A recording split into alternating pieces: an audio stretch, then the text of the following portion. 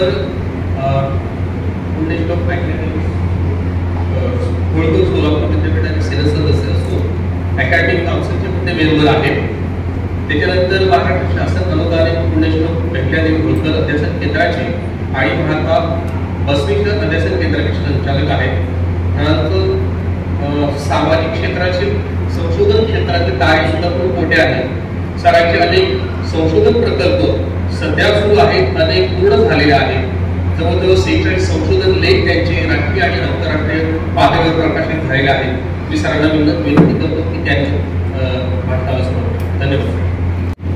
एसएटीटी university, department of history, Mumbai university, department of archaeology, भारतीय शासन समिती कोकणकाम आणि LGNG कॉलेज मुंबई यांच्या संयुक्त विद्यमाने आज जे संविधान आयोजित केलेलं आहे त्याबद्दल मला खूप मी भाग्यवान समजतो की जामखेडकर सर ऋषीतले व्यक्तिमत्व इथं आहेत. माऊलीकर मॅडमचा मी ग्रेट फॅन आहे की त्यांना मी बोललो की त्यांच्या ऑनलाईन लेक्चर ऐकलेलं आहे. 2001 साली मॅडम मी तुम्हाला वर्षा शिरगावकर मॅडमला भेटलो होतो. मी मगापासून विचार करतो की तुम्हाला विचारलं की हे शिरगावकर मॅडम आहेत का. 2001 साली त्या शिवाजी विद्यापीठात लेक्चर द्यायला आल्या होत्या. त्यांचे देखील मी इथं विनम्रतापूर्वक स्वागत करतो. आपले मॅडम पराडकर सर त्यांनी माझा फॉलो घेतला. प्राचीन उभे मॅडम आर्किओलॉजीच्या आहेत त्या. त्याच्यानंतर रमीला मॅडम तुमचे खरंच कौतुक की सगळ्यांना एकत्रित आणणं आणि बसवणं मुख्य म्हणजे कोरोनानंतर बसवणं सर्वात मोठा टास्क झालेला आहे. खेडपेकर मॅडम यांनी किलोमीटर दिला.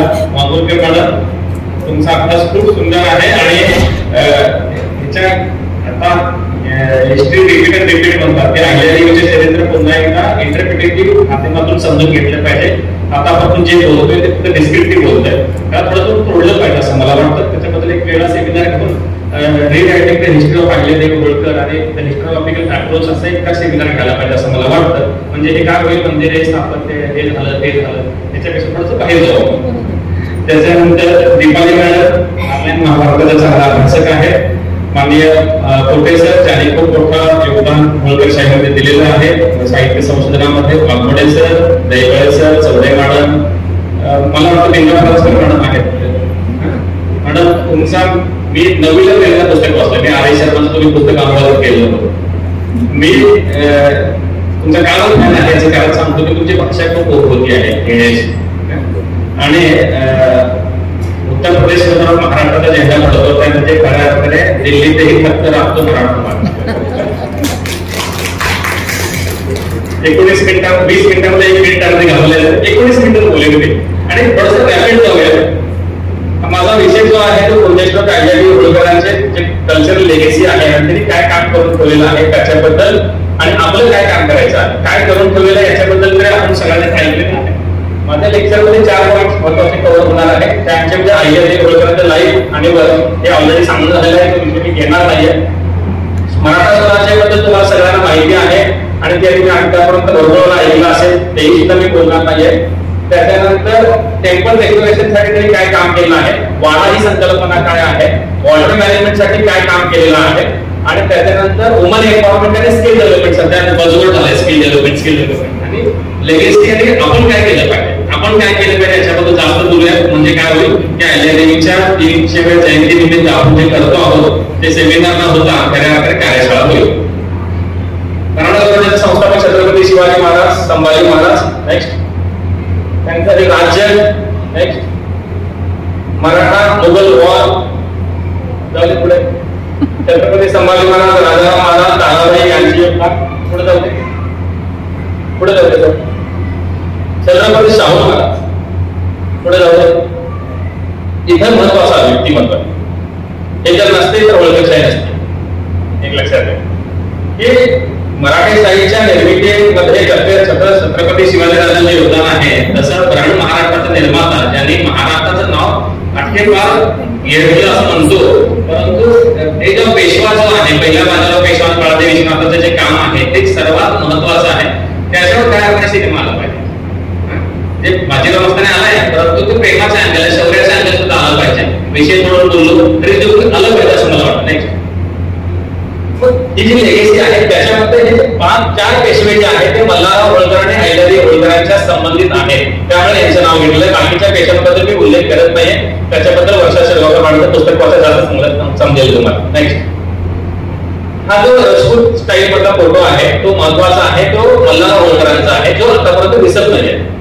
मल्हार होळकरांचे जे इमेज आहे ते इंटरनेटवर घेतलेलं आहे आणि ते राजपूत पेंटिंग स्ट्रक्चर मधले आहे.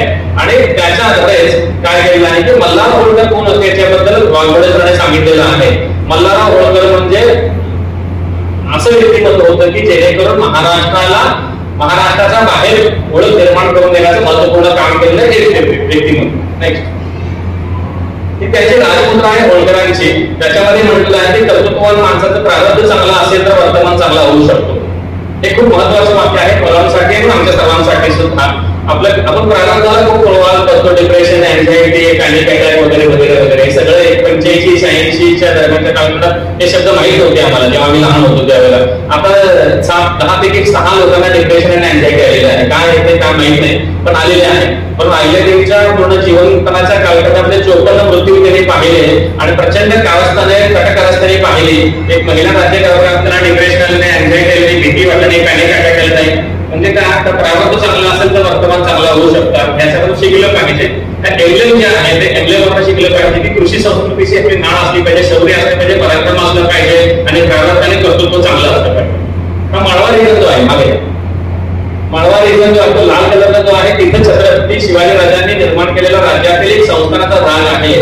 कृपा करून असं मोडतोड होऊन इतिहासाचे होऊ नये की होळकरांचं वेगळं संस्थान होतं, स्वराज्य होळकरांचं होतं असं नाही, एम्पायर होतं असं पण काय नाही. ते मराठा राज्यामधला एक भाग होता आणि ते काम चांगले करत होते आणि त्यांचं लोककल्याणकारी कार्य होतं. पॉलिटिकल एक्सपान्शन पेक्षा वेलफेअर स्टेटच्या दृष्टिकोनातून अहिल्यादेवीकडे पाहिलं जातं. याचं कारण काय आहे, अहिल्यादेवीने तसं काम केलेलं होतं. मग हे त्यांचे एकंदरीत वंशावळे आहे आतापर्यंत घेतलेले आहे आपण. त्याच्यामध्ये अहिल्यादेवी होळकरांचा जो कालखंड आहे तो 29 वर्षाचा कालखंड आहे, 28-29 वर्षाचा. आणि मल्हार होळकरांचा कालखंड जो अत्यंत महत्वाचा आहे. इतर जो कालखंड आहे तो सुद्धा तेवढाच महत्वाचा आहे. त्याच्याबद्दल संशोधन होणं, संकलन होणं, मांडणी करणं अत्यंत गरजेचं आहे. ते आपण केलं पाहिजे, हे आपले योगदान असलं पाहिजे. ते आतापर्यंत फक्त कागदपत्रामध्ये लपून बसलेलं आहे. म्हणजे लपून ठेवलेलं असं म्हणत नाही, लपून बसलेलं आहे ते आपल्याला बाहेर काढावं लागेल, हे आपलं काम. नेक्स्ट अहिल्यादेवी होळकरांचा जो कालखंड आहे हा फोटो भारत सरकारच्या स्टॅम्पवरचा फोटो आहे. अहिल्यादेवी होळकरांना एक ऑब्जेक्शन माझं इथं आहे, ते करण्यासाठी मी काय केले ते सांगतो आणि पुढे जातो. अहिल्यादेवी होळकरांचं एक अभ्यासक केंद्र विद्यापीठामध्ये आहे. मी आणि वाघमोडे सरांनी प्रस्ताव बनवला, शासनाने मान्य केला, 3 कोटी ग्रँट दिली, काम सुरू पण झालं. परंतु आम्ही जेव्हा इंटरनेटवर शोधलं तेव्हा अहिल्यादेवीची काय करावे चित्र होते. आम्ही चित्रकला स्पर्धा घेतल्या अखिल भारतीय स्तरावर आणि 200-250 चित्र हे कल्पना चित्र आणि त्याला 2-3 रेफरन्स बुक दिले. त्या रेफरन्स बुकच्या आधारे घेऊन करा. आतापर्यंत अहिल्यादेवीच्या मी आता मोबाईलवर नेहमी बसल्या ठिकाणी विचार करत होतो किती दिवस अहिल्यादेवी होळकर सद्भाव होते. विद्वान आणि सद्भावाची खोटी संकल्पना आहे ना. मग 20 वर्ष अहिल्यादेवी या सद्भाव होत्या, परंतु आपल्यापर्यंत फोटो जे आलेले आहेत त्या विद्वान दाखवले गेले. ते सौभाग्य काक्षणी इथं होत्या, त्यांच्याकडे तर नवऱ्याचे लग्न होतं असं नाही आहे, परंतु ते सौभाग्याचे लेवल देत होत्या. तसं फोटो नाही आहे, फोटो असले पाहिजेत अशी एक माझी रिक्वेस्ट आहे. पुढील चित्रकारांनी किंवा इतिहासकारांना किंवा इतिहास अभ्यासासाठी तसा प्रयत्न करावा अशी एक माझी भूमिका आहे. पुढचं अहिल्यादेवी होळकरांनी काय केलेलं आहे, माझ्या लेक्चर मध्ये 3 महत्वाचे जे पॉइंट आहेत ते टेम्पल आर्किटेक्चर बद्दल त्यांनी काम केलेलं आहे त्याच्याबद्दल बोलतो. 12 ज्योतिर्लिंगाच्या सगळ्यांनी सरांनी सांगितलं, त्याच्यानंतर 4 धामांचं सांगितलं. हे जेवढे योगदान जे आहे ते एकदम काम महत्वाचं आहे. ते का मंदिर ही सामाजिक संस्था आहे. मंदिर हे उपासनेचं स्थळ जसं आहे ते सामाजिक संस्था आहे, संस्काराचं पीठ आहे. आपण आपल्या मनामध्ये जेव्हा एखादा वैफल्यग्रस्त भावना येते किंवा आपल्या मनामध्ये एखाद्याला चांगली भावना येते, एखादं शुभ कार्य होतं त्यावेळेला आपण मंदिरात जातो. एवढा फक्त जातो का? तसं नाहीये. तर आपल्या मनाला हे सातत्याने कंट्रोल मध्ये नसणार मन करणारे प्रसंग सरांनी कुठं दिला मला तुकाराम तसं म्हणतात. तसं मनाला कंट्रोल करण्यासाठी सामाजिक संस्थेचं अधिष्ठान म्हणजे मंदिर आहे. अगदी सिंधू संस्कृतीच्या कालखंडापासून ते आतापर्यंत जेव्हा आपण मंदिराचा अभ्यास करतो त्यावेळेला ते मंदिर असणं त्याचं कारण काय आहे की माणसाला मनाला आणि समाजाला सुसंस्कारित करणं. म्हणून मंदिर हे सुसंस्काराचं पीठ आहे. मग सुसंस्काराचं पीठाचं रक्षण होत नव्हतं. तो कालखंड हा पॉलिटिकल कॉन्फ्लिक्टचा होता, त्याला रिलिजियस कॉन्फ्लिक्टची जोड होती. त्याच्यामध्ये मंदिरे पाडली गेली की मंदिराचं पाडलेल्या मंदिराचं रिस्टोरेशन करणं हे राज्यकर्ते म्हणून अहिल्यादेवीचं काम होतं. मग ते करत असताना त्यांनी काय केलं, त्यांना आर्किओलॉजिकल अँगल माहित होतं का, त्यांना लॉ माहित होते का 1962चा 1972चा रिस्टोरेशनचा ऍक्ट माहित होते का? नाही. त्यांना हे माहित होतं की त्या कलाकारांनी त्या वैयक्तिक दृष्टिकोनातून त्यांनी ही मंदिरे बांधलेली आहे. मग तिथे कोणती चंदेरी शैली आहे का, राजपुत्रा शैली आहे का, त्याच्यानंतर नागर शैली आहे का, द्रविड शैली आहे का, हे आपण अभ्यासाकडे नंतरच्या कालखंडात अभ्यासाच्या सोयीसाठी बांधलेला आहे. पण तिथले जे स्थानिक कलाकार आहेत, स्थानिक कलाकारांची जी मुक्त अभिव्यक्ती होती ती मांडली गेली होती. त्या कलाकारांना घेऊन, त्या आर्टिस्टला घेऊन, त्या क्राफ्ट्समनला घेऊन त्यांनी पुन्हा एकदा ती मंदिरे बांधण्याचं काम केलं. त्याचं दोन कारण आहे. ते काय आहे, अगदी वरपासून काठमांडू पासून ते रामेश्वरम पर्यंत आणि सोमनाथापासून ते ओडिसा पर्यंत हे जे मंदिर आहे त्याच्यामध्ये एक लक्षात केला की त्याच्यामध्ये पॉलिटिकल इंटिग्रेशन आहे, एक महत्वाचा मुद्दा. मग तुम्ही म्हणाल की राष्ट्रीय संकल्पना मी अगदी अहिल्यादेवीशी जोडताना भारताला राष्ट्रीय संकल्पना अहिल्यादेवीने जोडली का, कसं धाडस करणार नाही. परंतु हर वर्ष ही जी संकल्पना आहे ती राष्ट्रीय संकल्पना निर्माण होण्याच्या आधीपासूनची आहे. मग भारतवर्ष संकल्पनेला मूर्तस्वरूप करण्याचं काम जो केलं असेल तर त्या मंदिरांनी, त्या स्थापत्याने, त्या स्तूपांनी, त्या विहारांनी केलेलं आहे. मग ते विहार स्थापत्य, मंदिर स्थापत्य जे खंडित झालेलं होतं त्याला पुनर्बांधणी केली तर जो समाज हा स्वाभिमानहीन झालेला होता, त्याचा आत्मभान हरवलेलं होतं, जो घाबरलेला होता, जो भेदरलेला होता, जे तुमच्या देवत अस्तित्वात असतील, तुमचे मंदिर अस्तित्वात नसतील तर तुमचं अस्तित्व शून्यच आहे, अशा प्रकारची पॉलिटिकल नेरेटिव्ह पसरवले गेलेले होते. ब्रेक असेल ना तर पहिल्यांदा मंदिरे बांधली पाहिजे. हे मंदिरे बांधण्याचा उद्देश हा धर्ममुळेपणा नव्हता, ती भक्ती होती. मग भक्ती करत असताना ते डोळत भक्ती लोकांच्या मनात काय करत कॉन्फिडन्स निर्माण करतं. मग कॉन्फिडन्स निर्माण करत असताना काय करायचं की मंदिराची निवड कशी केली होतं, ज्या राज्यामध्ये आपलं अस्तित्वच नाही आहे त्या ठिकाणी जो मंदिरे बांधलेले आहे त्या लोकांचं मनोबळ बांधलेलं आहे. हे बांधण्याचं स्वातंत्र्य कुठला राज्यकर्ता का देतो, तर राज्यकर्ता देत असताना त्यांना माहित आहे की अहिल्यादेवी होळकरी दैनंदिन कारभारात हस्तक्षेप करणार नाही. धार्मिक स्वातंत्र्य जपून काय करते, स्वाभिमान जागवतील. ते स्वाभिमान जागवलेला समाज हा आपल्या व्यवस्थेतून बंड करणार नाही, परंतु स्वतःचं धर्माचं रक्षण करेल. धर्म रक्षण करणारा आणि समाज रक्षण करणारा पिढी घडला असेल तर मंदिरे असली पाहिजेत. म्हणून अहिल्यादेवी होळकरांनी ती मंदिरे बांधलेली आहे. मग ही मंदिरे बांधताना 2-3 चुका सुद्धा झाल्या आहेत, हे सुद्धा मान्य केलं पाहिजे. अनेक ठिकाणी अहिल्यादेवीने बांधलेल्या मंदिरामध्ये आपल्याला रंग मिळेल. मग आम्ही आंध्रप्रदेशचे कॉन्सेप्ट हुशार होताना म्हणजे आजकाल कायदेशीर भाषेत ते समजायला लागलं की नाही रंग देऊ घ्या. अरे त्यांना रेफरन्स बघा, टाइम आणि स्पेस कॉन्सेप्ट लक्षात घेतला पाहिजे की 250-300 वर्षापूर्वी अहिल्यादेवीला रंग देऊ हे नाही होतं, तर मंदिरे ही सुशोभित करून केलं पाहिजे. मंदिराकडे लोक आली पाहिजे, तिथं संस्कारित झाली पाहिजे, कॉन्फिडन्स वाढला पाहिजे, धर्म रक्षला पाहिजे, राज्य रक्षलं पाहिजे, राष्ट्र रक्षलं पाहिजे. हे करायचं असेल तर पहिल्यांदा मला हे काम करावं लागेल. म्हणून अहिल्यादेवीने ते केलं. मग ते करत असताना पैसा कुठून आला, तो भाग हा डिप्लोमसीचा आहे, खाजगीचा पैसा आणि दौलतीचा पैसा, हे दोन भाग होते. खाजगीच्या पैशातून बांधलेला आहे. मग करत असताना काय केलं, लोकसहभागातून केलेला आहे. लोकसभा कुणाचा आहे, लोकांचा आहे, धर्मकार्य लोकांचं आहे. एक लक्षात घ्या, एखादं मंदिर करत असताना किंवा एखादा भंडारा करत असताना किंवा वारकरी संप्रदायाच्या भागात मी राहतो पंढरपूरच्या परिसरामध्ये, तिथं जर वारी आली तर आम्ही सगळेजण सहभागी होतो, सगळेजण जेवण देतो. मग अहिल्यादेवीने जेवढा खर्च केला त्याच्यामध्ये काही 20% खर्च हा जनसामान्याचा होता. जसं आपल्याला म्हणतो की श्रम हेच आमचं मूल्य आहे, तर श्रम हे मूल्य हे श्रम विभागणी करून भारताची विभागणी करण्यासाठी नव्हतं, तर श्रम हे संस्कार करण्यासाठीच होतं. हे अहिल्यादेवी होळकरने चांगलं होतं म्हणून ते मंदिरे बांधली होती. नेक्स्ट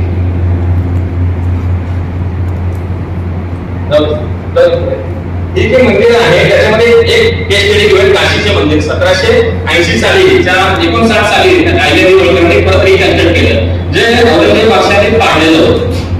पाडण्याचा उद्देश औरंगजेब बादशाह वेडा नव्हता, एक लक्षात घ्या. प्रचंड क्रूर आणि प्रचंड तामसिक वृत्तीचा आपल्याला राज्यकर्ता होता. त्याला लोकांना कॉन्फिडन्स मारण्यामध्ये खूप मजा येते. जो समाजात कॉन्फिडन्स हरवला असतो आपण कधीच काय करू शकत नाही. मग कॉन्फिडन्सला हरवण्यासाठी म्हणून त्यांनी मंदिरे पाडलेली आहे. म्हणून ते कॉन्फिडन्स परत गेन करत असेल तर मंदिरे बांधले पाहिजेत. म्हणून पहिल्यांदा काशीचं मंदिर अहिल्यादेवीने पहिल्यांदा विकसित केलं, नंतर मग 12 ज्योतिर्लिंगाचं केलं. ज्योतिर्लिंगाची रचना बघा, म्हणजे त्याचा मॅप जर काढून बघितला तर प्रत्येक ठिकाणी आपल्याला एक कनेक्टिव्हिटी दिसेल, धर्माचं आपल्याला प्राबल्य दिसेल आणि त्याच्यामध्ये आपल्या शैव वैष्णवाचा संघर्षातून समन्वयाचा मार्ग असलेले ठिकाण दिसतील. ते आपल्याला इथे दिसतील. ते अहिल्यादेवीने बांधले. मग अहिल्यादेवी फक्त शैवाचे बांधले का, तसं नाही, वैष्णवाचे सुद्धा मंदिरे बांधले, गणपतीचे मंदिर बांधले, शक्तीचे मंदिरे रिकन्स्ट्रक्ट केलेले आहे. काही ठिकाणी नवीन छत्र्या बांधलेल्या आहेत. हे उत्तराखंडचं मंदिर आहे. पुढे जाऊया, हे विठुबा टेम्पल बोधगया जवळ आहे, बद्रीनाथ टेम्पल उत्तराखंडचं आहे. पुढे जाऊया, हे सगळे मंदिरे पडलेली की असा माझा क्लेम नाही, चुकून सांगू नका. ती थोडी दंगलेली होती. जसं तुम्ही आता चांदवडचं मंदिर आहात त्या ठिकाणी दंगलेल्या अवस्थेत त्या मंदिराला रिकन्स्ट्रक्ट करणं, हे घडत असताना त्याला संरक्षण देणं, तिथल्या कलाकारांना घेऊन देणं आणि त्या ठिकाणची दिवाबत्तीची वर्षासनाची सोय करणं, तिथला खर्च भागवणं. फक्त बांधलेलं असं नाहीये, ते बांधून त्याचा खर्च सुद्धा अहिल्यादेवीने भागवलेला आहे. मग हे त्यांचं महत्वाचं योगदान जे आहे अहिल्यादेवीचं पोट महेश्वरचं. हे मंदिराबद्दल झालं, फक्त मंदिरच बांधणे का नाहीये, तर अहिल्यादेवीने काही वाडे आणि त्याला म्हणतात की किल्ला असं म्हणता येणार नाही, मुद्दाम चुकून झालेला आहे, परंतु वाडा जे आहे, वाडा ही संकल्पना जी आहे, जसं आपण मेणोलीचा वाडा नाना फडणवीस साहेबांचा बघतो, किंवा कबोळकर वाडा दाखवतो मी तुम्हाला पंढरपूरचा, किंवा महेश्वरचा वाडा आहे. ही वाडा ही संकल्पना ही पॉलिटिकल ट्रान्झॅक्शन दाखवते. लक्षात घ्या, म्हणजे 1780 नंतर किल्ल्याचं महत्व कमी होऊन वाड्याचं महत्व वाढत चाललं होतं. वाड्याचं महत्व का वाढत चाललं होतं की पॉलिटिकल स्टेबिलिटी आलेली होती. जसं सरांनी म्हटलं, आंबेडकर सरांनी पहिल्या ज्याच्यामध्ये सामंतशाहीचं वर्चस्व वाढत चाललं होतं. मग सामंतशाहीचं वर्चस्व वाढत असताना सामंतांना कंट्रोल करणारा एक मोठा सामंत असला पाहिजे आणि तो राजाच्या अधिकाराखाली असला पाहिजे. मग ते जे इमिटेशन करायचा प्रकार होता की वरच्या राज्यकर्त्याचा मोठा किल्ला असेल तर माझा वाडा मोठा असला पाहिजे. मग वाड्याची संकल्पना अहिल्यादेवीने असं निर्माण केली की जेणेकरून ते सामाजिक आणि प्रतिष्ठेचं असलं पाहिजे, अधिष्ठान असलं पाहिजे. मग हे अनेक वाडे त्यांनी तयार केलेले आहेत. हा अहिल्यादेवीचा महेश्वरचा वाडा आहे, तिथे छत्री सुद्धा आहे, म्हणजे समाधीचं स्थान सुद्धा आहे. पुढे जाऊया. आता हा वाडा ओपन झालेला आहे, टुरिस्ट प्लेस म्हणून ओपन झालेला आहे, हॉटेल म्हणून सुद्धा ओपन केलेला आहे. त्याचा सेकंड शिवाजी तिथे जर तुम्ही गेला तर त्याचं इंटरनल स्ट्रक्चर तुम्हाला पाहायला मिळेल. हा वाडा तुम्हाला तिथे दिसेल. या वाड्याची रचना अशी आहे की इथं जर तुम्ही त्याला गेला, मैसूरला गेला तर मैसूरचा सुद्धा पॅलेस आहे, तेवढा पॅलेस वगैरे दिसत नाहीये, त्यांच्याकडे पैसा नव्हता असं नाहीये. जी काही हजारो मंदिरे, हजारो घाट, हजारो कुशावरती किंवा बारव विहिरी कॅनल बांधू शकते, स्वतःचा वाडा बांधू शकली नसते का? बांधू शकले असते. बांधण्याचा उद्देश हा खूप मोठा वडेगाव करण्याचा असू शकता शकला असता, पण त्याला कुठला पॉलिटिकल प्रेशर लावून मला मोठं म्हणा यापेक्षा आपण मोठं होऊया या प्रकारची आदर्श राज्यकर्त्याची जी कल्पना जी आहे ती सत्यात उतरण्यासाठी अहिल्यादेवी होळकरांनी वाडे बांधले, त्याला साधी अशी रचना दिली. आपल्या अहिल्यादेवींच्या सिंहासनावर बसलेले फोटो हे दर्शवले जातात, परंतु ते गादीवर बसत होत्या, त्या साध्या गादीवर बसत होत्या. त्याच्या घोड्या असत होती, त्याच्या पुढचा जे टका असत होता त्या ठिकाणी ते बसून करत होत्या आणि त्यांची रोजनिशीमध्ये सुद्धा पूजा अर्चा करून मग देवदर्शन करून मग ऍडमिनिस्ट्रेटिव्ह पॉलिसी राबवणे, हिशोब तपासणे आणि हिशोब तपासून परत लोकांपर्यंत मिसळणे, नंतर परत हिशोब घेऊन रात्रीची पूजा करून झोपणे. अशा प्रकारचे दिनचर्या असताना त्याचा मागचा उद्देश असा होता की एक प्रकारची मनामध्ये असलेली जी आपण म्हणतो ना तुम्ही अँझायटी, डिप्रेशन वगैरे या सुद्धा माणूस होत्या, त्यांना सुद्धा आवडत असत ना कॅटेगरी. मग हे सगळं जे आहे ते ईश्वराप्रती समर्पित आहे, म्हणजे मला कोणताही दुःस्वास होणार नाही, कोणताही द्वेष होणार नाही, कुठलाही राग येणार नाही, या प्रकारची आपली बळ मिळवण्यासाठी ते केलेलं असेल म्हणतो. माझ्याकडे तसा पुरावा नाहीये. दुसरी गोष्ट अशी की हे करत असताना जे साधी राहण्याची विचारसरणी जी आहे तो आदर्श लोकांपर्यंत असला पाहिजे, कारण मध्ययुगीन कालखंड आंदोलनाचा होता, असुरक्षितता होता, पैसा सांभाळणं, पैसा टिकवणं ह्या मागची भूमिका असावी, असं सुद्धा असावं. नेक्स्ट पुढे जाऊया. आता हा होळकर वाडा जो आहे पंढरपूरच्या मंदिरापुढचा आहे, हा खूप महत्वाचा वाडा आहे. ह्या मंदिरामध्ये जे वापरलेले जे सामान आहे ते मध्य प्रदेशमधून आणलेलं आहे. ते तापीमध्ये नर्मदे टाकले गेले, तिथून काय केले गेले की ते समुद्रामार्गे आलं, तिथून समुद्रातून परत पंढरपूरला आणले गेले, त्याला कोरलं गेलं आणि ते मोठ्या प्रमाणात वाडा तिथं बांधले गेले. तिथे एक राम मंदिर सुद्धा आहे त्या होळकर वाड्यामध्ये, तुम्ही गेल्यानंतर लक्षात येईल. खाली 11 रूम आहे, वर 2 पाळीचे ते वाडा आहे, वर 5 रूम आहे, एका बाजूला 11 शिवलिंग आहेत आणि रामाचं मंदिर आहे. जे वारकरी लोक येथे राहण्यासाठी ठिकाण सुद्धा आहे, त्यामध्ये लॉज होतं असं म्हणता येणार नाही आपल्याला, कारण धार्मिक कार्य करण्यासाठी जे ठिकाण होतं आणि त्याची देखभाल करण्यासाठी अहिल्यादेवी होळकरांनी त्याची सोय केली होती. आता सुद्धा त्याचा पूर्ण ताबा हा होळकर संस्थानाच्या लोकांकडेच आहे. तिथं आता सुद्धा चांगल्या अवस्थेत पंढरपूरचा पूर आला आहे कसं ओळखायचं तर होळकर वाड्यावर एक रेष आहे, एवढं पण पाणी आलं तर ओळखायचं की पंढरपूरला पूर आला. ते तुम्हाला दिसेल तिथे गेलं. त्याची पूर्ण ओरिजिनल फोटो आहे तिथले. आम्ही एक व्हिडिओ डॉक्युमेंटेशन केलं होतं. सध्या अवस्था वाईट नाही, चांगलीच आहे, परंतु आणखी चांगली होऊ शकते. परंतु याच्यामध्ये परत कॉन्फ्लिक्ट आहे, तुम्ही म्हणल्याप्रमाणे परंतु करताना जर जागा भेटली तर इस्टेट जाती नावाची एक प्रकार जो असतो नाही, त्यामुळे लोक काही देत नाही, तो सुद्धा एक भाग आहे. नेक्स्ट ही हा त्याचा वुडन स्ट्रक्चर आहे, वरचा भाग आहे, तिथे कोरीपणा आहे आणि हे खांब आहे तिथले. पुढे जाऊया. या तिथला शिलालेख आहे, कधी स्थापन केले गेलं, ताम्रपट पण आहे आणि कधी बांधलं गेलं, कोण बांधलं, त्याच्यानंतर त्यांनी किती रुपये दान दिले गेले त्याचा उल्लेख या शिलालेखाने पाहायला मिळतो. नेक्स्ट आता त्यांचे वॉटर मॅनेजमेंट सिस्टीम. तर फक्त 17 मिनिट आले, 3 मिनिट आहे. वॉटर मॅनेजमेंट सिस्टीम मध्ये त्यांनी काय केलं की अनेक स्टेटमेंट्स आणि विहिरी बांधलेल्या आहेत. वॉटर मॅनेजमेंट हा महत्त्वाचा मुद्दा आहे. मी खूप फिलॉसॉफी किंवा खूप दृष्टीने बोलत होतो किंवा बाकी अंडरस्टँडिंग होतं वगैरे काय नाही. लोकांना पिण्याच्या पाण्याची सोय व्हायला पाहिजे, कारण त्यावेळेला कम्युनिकेशनच्या माध्यमे स्लो होते. एखादा प्रवास दुसऱ्याकडे जात असताना साधारणपणे 10 दिवस जात होते. त्या 10 दिवसामध्ये माणूस जनरली एक माणूस चांगला माणूस चालणारा असेल, वाटून असेल तर 30 किलोमीटर चालू शकतो. त्या 30 किलोमीटर मध्ये जर तुम्ही मॅपिंग जर केलं, आम्ही ते काम सुरू केले महाराष्ट्रात आमच्या विद्यापीठाच्या वतीने की महाराष्ट्रामध्ये किती बाजू आहे त्याचं मॅपिंग करायचं की किती अंतरावर बाजू तयार केलेला आहे. म्हणजे एखाद्या माणसाची क्षमता किती आहे चालण्याची, ते क्षमता बाजू त्या ठिकाणी त्यांनी काय केलेलं आहे की ते पार केलेलं आहे. मग त्यांना आपल्याला मग जिओलॉजिकल नॉलेज होतं का ते मला माहित नाही, परंतु पाणक्या नावाचा जो प्रकार असतो पाणक्या, तो पाणक्यामध्ये जो असतो तो आता नारळ घेऊन पाणी वापरतो बघा, तो फ्रॅक्शन्स त्याला जाणतो. आता नारळ नारळ उभा हे माझ्याकडे दोन्ही विद्यार्थी जिओलॉजीच्या मुलाला घेऊन पाणी टाकणाऱ्या माणसाला घेऊन आम्ही सर्वे केला. तुम्ही सांग पॉईंट, तुम्ही सांग पॉईंट म्हणून आम्ही पॉईंट घेऊन फिरलो गाडीवर. तेव्हा मला कळलं की दोघांचे पॉईंट मध्ये साधारणतः 10-12 फुटाचं अंतर येऊ लागलं. म्हणजे त्याला ते नॉलेज होतं की पाणी कुठं लागतं. आणि विशेष म्हणजे काय, जेवढ्या काय जे बाजाव आणि विहिरी आहे त्याच्यातलं पाणी 90% पर्यंत आता जिवंत आहे. जरी काल त्या विहिरी किंवा ते बाजाव बुजले असतील तर देखील जे पाणी आहे, पाण्याचं आपल्याला नॉलेज आहे, वॉटर मॅनेजमेंटचे जे नॉलेज आहे ते ऐकायला चांगलं. विहिरी असं चौकोनी आणि ऐकायलाच का केल्या गेला, स्टेप वाईज का केल्या गेल्या, ते लोकांसाठी होत्या आणि सिंचनासाठी सुद्धा होत्या. लोक पाण्यापर्यंत गेली पाहिजे, पायऱ्यापर्यंत सामान्य माणसापासून ते वाचूनपर्यंत पाण्यापर्यंत गेले पाहिजे. सौंदर्यविषयक दृष्टिकोनात उपयोगी का, सौंदर्य आणि उपयोगितेचा मिलन म्हणजे काय, अजय होळकरांचे बांधलेले त्या विहिरी आहेत. त्या विहिरीच्या बाजूला जे आहे तो परिसर जे आहे तर काही ठिकाणी देवगोष्ट काय, पण काही ठिकाणी मूर्ती सापडतात, काही ठिकाणी शिलालेख प्राप्त होतात, काही ठिकाणी प्राप्त होत नाहीत. परंतु बहुतांशी ज्या विहिरी आहेत त्या अजून सुद्धा सुस्थितीतच आहेत. आता गव्हर्नमेंट ऑफ महाराष्ट्राने काल 3 दिवसांमध्ये पुस्तक प्रकाशित केलं बालवांवर अहिल्यादेवी होळकरांच्यावर. हे क्रिकेटर टेम्पल इथे स्टेटमेंट आहे त्या अहिल्यादेवी होळकरांचं पाणी हे रिसेंट महिन्यामध्ये पाणी आहे आणखी. नेक्स्ट ही कसारा घाटाचा फोटो आहे, बघा कसा आहे घाटाचा फोटो का पाहिला असेल सगळ्यांनी, अहिल्यादेवी होळकरांचं काम आहे. आता जनावरे आली, विहिरी खोदली, जनावरे पाणी प्यायला गेली, पाण्यामध्ये पडली, मरू शकतात. म्हणजे भूकतया नावाचा जो प्रकार आहे तो अहिल्यादेवीला चांगला माहित होता. मग हे एवढंच आहे का, तसं नाही. पाला पातळ पडून ते पाणी घाण होऊ शकतं, पाणी शीतल आहे, पाण्याचं प्रोटेक्शन झालं पाहिजे, वरचा कव्हर केला गेला, पाणी काढण्यासाठी व्यवस्था केली गेली. ते आता सुद्धा लोक पाण्याची व्यवस्था तिथून घेतात, दुष्काळग्रस्त भागामध्ये पाणी पाठवतात. हे तुम्हाला दिसेल बघा, हे रेशन फोटो आहे त्याचे तिथला भाग आहे. हे तुम्हाला अहिल्यादेवीच्या तिथल्या भागातील जे लोक आहेत ते त्याचा वापर करतात. पुढे हे महेश्वरी साडी ज्याला बंदूक नाही, तुम्ही म्हणता ना स्किल डेव्हलपमेंट बजवट झालेलं आहे.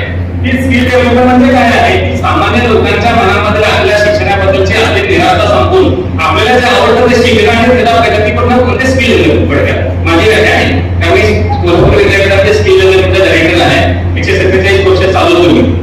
शिक्षण सगळ्यांनाच आवडतं असं नाही आणि जे आपण सांगतो ते शिक्षण असतं असं पण नाही.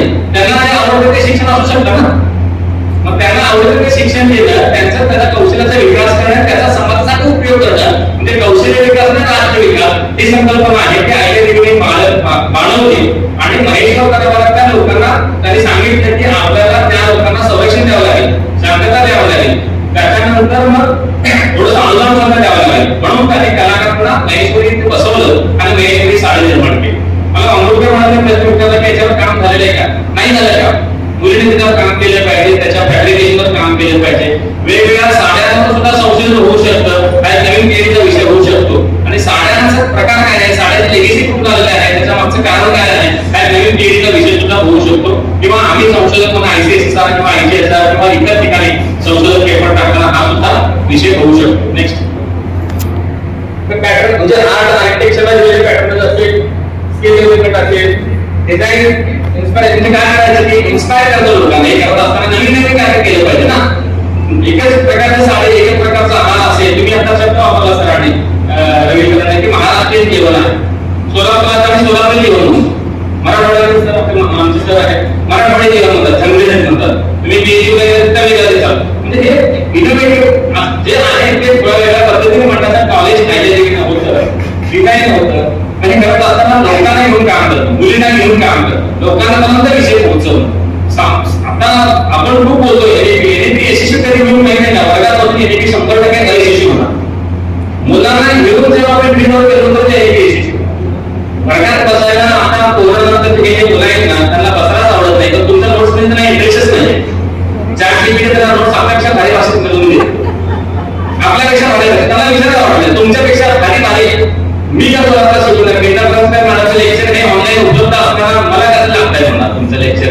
मग ऑन फील्ड ट्रेनिंग जे आहे ते ट्रेनिंग आयआयटी ठरवलं की बाबा लोकांना घेऊन तिथले सरके, तिथले मान, तिथले हातमान लोकांना घेऊन काम करायचं आहे. जे कलाकार आहेत, जे आर्टिस्ट्स आहेत, जे क्राफ्ट्समन आहेत, जे बाजार निर्माण करणार आहेत, जे मूर्तिकार आहेत, जे मंदिर निर्माण करणार आहेत, त्या सगळ्यांना घेऊन काम केल्यामुळे झालं काय ते संस्कृती रक्षण झालं. संस्कृती रक्षणाचा फक्त बाजार केला नाही तर संस्कृती रक्षणाचं म्हणजे परिपाठ केला आणि लोकांपर्यंत पोहोचवलं. परिपाठ म्हणजे सातत्याने करणं, रोज रोज करणं आणि लोकांपर्यंत पोहोचवलं. हे करत असताना करायचं रोज नव्हते का, रोज करत असताना महिला प्रशासकाचं काम करत असताना ते कसं असतं माहिती का. महिला प्रशासकाचं म्हणजे त्यांना सहन करणं, त्यांची काम ही वर्चस्व सहन करू. हे जो पुरुषी अभिमान जो असतो का नाही त्याला पॅट्रियार्की म्हणतो का नाही, ते स्टिरियोटाइप आपल्यामध्ये जास्त असतो. आणि ऐकलं पाहिजे. ऐकणारा महिला प्रशासक सगळ्यांना आवडतात, न ऐकणारा महिला प्रशासक आपल्याला कोणच आवडत नाही. मग त्याच्यामधून होतं का की मग आयटीआयचा त्रास झाला नाही का, लोकजीचा त्रास झाला, चिंतनचा त्रास झाला, कधी कधी पेशंट झाला, डायबिटीज झाला, सगळा त्रास. पण त्या त्रासाचा तरी भाव केलं नाही. तुम्ही सगळेच मला दुश्मन आहात म्हणून काम केलं नाही त्यांनी. तुम्ही सगळ्यांना समजून सांगू शकते की सामर्थ्य जे आहे ते नैतिक अधिष्ठान आयटीआयवर होतं कारण त्यांनी ते काम केलं. नेक्स्ट आता हे काम करत असताना त्यांच्या हात रेस्क्यू झाले ते शिवाजी महाराज त्यांचे जे सेकंड शिवाजी आहेत रिसर्च तर ते काम करत आहेत. त्यांनी संस्था सुरू केली आहे अहिल्याबाई ज्योती स्कूल, त्या स्कूलच्या माध्यमातून ते काम करत आहेत. आता परवा पद्मश्री त्यांच्या घराण्यातले का महिला त्यांच्याच कुटुंबातले आहेत, त्यांच्या पत्नी आहेत. नेक्स्ट हे जे सगळं काम आहे हे गुगलची माझे योगदान नाही आहे, गुगलवर घेतलेलं आहे. या सगळ्या ठिकाणी त्यांनी जे जे काम केलेलं आहे मूर्ती, मंदिरे, त्याच्यानंतर बारव, त्याच्यानंतर घाट, धर्मशाळा हे बांधलेले जे ज्ञान असलेले जे गोष्टी आहेत ना त्यांचं हे दर्शन असलेलं ठिकाण आहे. ते साधारणपणे 325 ज्ञान आहेत. आणखी अज्ञान खूप आहे.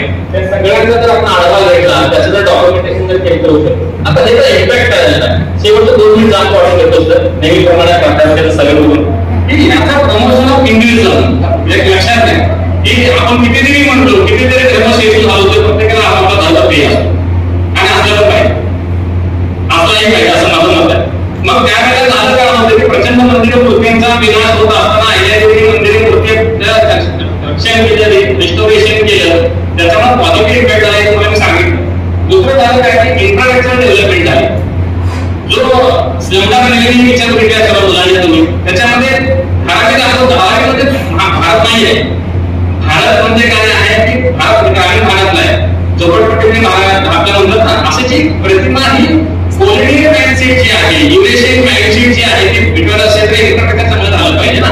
ते इन्फ्रास्ट्रक्चर डेव्हलप करायचं काम पहिल्याच्या वर्किंगने केलं. त्याच्यानंतर लोकांच्या मनात विश्वास जागवायचा हिंदू बरोबर मुसलमानाचा हिंदूंचा जो सौंदर्यपणाची त्यावरची आवश्यक भावना होती त्या आवश्यक भावना त्यांच्या आढळण्याचा प्रयत्न केला.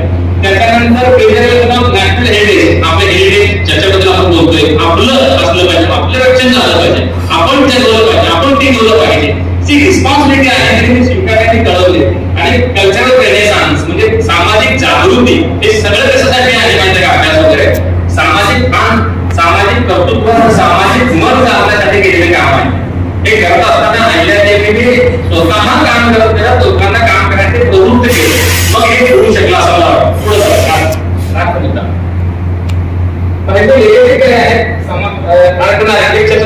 त्यांचं महत्वाचं आहे. कल्चरल मोठ्या प्रमाणात काय झालेलं आहे की प्रोटेक्शन झालेलं आहे. त्याच्यानंतर इन्स्पिरेशन खूप लोकांना तुमच्या मनासाठी काय पाहिजे काम करून ठेवलेलं आहे. खरंच मला आवडतं आता पण मला माहितीच नव्हतं देणं म्हणलं ना तर सुद्धा खूप मोठं काम आहे. त्याच्यानंतर नेशन बिल्डिंग, ज्याला म्हणतो आपण नेशन बिल्डिंग झालं पाहिजे, हे अहिल्यादेवीने केलं. आणि वुमन एम्पॉवरमेंट बद्दल बोलतो, त्या गोष्टी या अहिल्यादेवी होळकरांनी केल्या. मी म्हणत नाही की first wave, second wave, third wave, fourth wave त्याच्याबद्दल मला माहित नाही. जरी असं असेल तर मागून मॅडम तरी सुद्धा म्हणणार नाही मला माहिती नाही. परंतु या वेव्हच्या पुढच्या त्यांचे वेगळं पायदळ वेव्ह होती अहिल्यादेवी होळकरांची, ती म्हणजे वुमन एम्पॉवरमेंटची वेव्ह होती. ती एम्पॉवरमेंट करणं म्हणजे काय आहे की ती एम्पॉवरमेंट मध्ये कॉम्पिटिशन नव्हतं. त्या एम्पॉवरमेंट मध्ये सद्भाव होता, समभाव होता, समता होती आणि एकत्र घेऊन वागण्याची, चालण्याची, बोलण्याची वृत्ती होती. त्यामुळे मला काय की अहिल्यादेवी होळकर आपल्याला एक मार्गदर्शक करू पाठवलं. आता आपण काय केलं पाहिजे? आपल्याकडे 3 पॉइंट आहेत. इंडियन नॉलेज सिस्टीम सध्या विषय आलेला आहे, त्याच्यामध्ये अहिल्यादेवी होळकर शिकू शकतो. रिसर्च प्रोजेक्टला आपण अहिल्यादेवी होळकरांना नॉलेज देण्यासाठी life and work of Ahilyadevi Holkar हा विषय कधी देऊ नका. झालेला आहे किती वेळ झालेले ते. त्याच्यात Ahilyadevi Holkar skill development, Ahilyadevi Holkar and foreign policy, Ahilyadevi Holkar and political diplomacy, त्याच्यानंतर temple GPS, remote sensing, mapping, documentation, environmental awareness, consciousness, water management, त्याच्यानंतर archaeological angle, interpretative history of Ahilyadevi Holkar, documentation म्हणजे काय reconstruction, refinding of Ahilyadevi Holkar जे डॉक्युमेंट्स आहेत ते अनेक आर्काइव्हमध्ये लपून बसतात. आमच्या वाघमोडेकरांकडे 3 पेटावर डॉक्युमेंट्स आहेत. ते डॉक्युमेंट म्हणतात की अनेक डॉक्युमेंट असायचे त्याला नाव जाऊन नाही काम करू, तर ते डिजिटल झालं पाहिजे. हे कधी करायचं? बीए थर्ड इयरला आपल्याला एक पेपर आहे, त्याच्यात रिसर्च पेपरला वाचायचं होते तर पेप्सो आपल्याला, एमए आहे, एमए सेकंड इयरला रिसर्च प्रोजेक्ट आहे, 20 मार्काला आहे, 40 मार्काला आहे, 100 मार्काला आहे, छोटे छोटे विषय ते मुलांचे पेपर छापून दिले जातात. ते छापल्यानंतर त्यांना असं वाटतं की मी अहिल्यादेवी बद्दल काय दिलं, फक्त अहिल्यादेवीच महत्वाचं आहे नाही, बाकीच्या पण गाण्या महत्वाच्या आहेत. त्यांना घेऊन काम करतात. सगळ्यांना घेऊन जर काम केलं तर अहिल्यादेवी लोकांपर्यंत पोहोचतील. मग त्यानंतर 300व्या जयंतीनिमित्त जे म्हणतात ना अहिल्यादेवीचं जे चरित्र, हे अहिल्यादेवीचं चरित्र हे सगळ्यात पहिले कोण केलं असं माहिती का? हे कादंबरीकारांनी केलं. माझा आक्षेप आहे कादंबरीकारांना. कादंबरीकारांनी ओरिजिनल वाचलंच नाही. पहिला कादंबरी तरच काय करायचं, माझं पुस्तक असलं पाहिजे एक्सपिरियन्स. मला सॉरी सध्या आमच्या पिढीचं लोक खूप करेक्ट होतं, कारण तुमच्या पिढीच्या लोकांनी खूप चांगलं काम करतात. आमच्याकडे सगळ्यांनी खूप चांगलं काम करतो, कुठेतरी खूप चांगलं काम करून ठेवलेलं आहे. आम्ही काय करतो म्हणजे का तुमच्याच पिठावर येतात आम्ही काय वाचतो आणि आम्ही काय वाचून घेतो. त्याच्यानंतर आपण परीक्षण केलं पाहिजे. मग आर्किओलॉजिकल अँगल समजून घेतलं पाहिजे, इन्स्क्रिप्शनच्या अनुषंगाने समजून घेतलं पाहिजे. त्या सगळ्या गोष्टींना समजून घेतलं होतं. अहिल्यादेवी होळकरांनी 300व्या जयंतीनंतर सुद्धा सामान्य ग्रँड दिली, फंड दिला, परमिशन दिली, विचार पोहोचवताना नॅरेटिव्ह पोहोचवत झाला. हे सगळं जरी खरं असलं तर नॅरेटिव्ह पोहोचवणं हे सातत्याने करण्याचे दमादर नाही आहे मित्र. सावकाश सावकाश सावकाश सामाजिक प्रयोग सावकाश लगेच होत नसतात. रोज सांगून 2, 4, 5, 10, 100, 50 वेळा सांगितल्यानंतर तेव्हा कुठं अहिल्यादेवी होळकर डायनाची, शिंदे, पवार, आटकेकर नेता, दिल्लीचेही कसं महाराष्ट्रामध्ये सिद्ध होऊ शकते. तुम्ही मला सहन केलं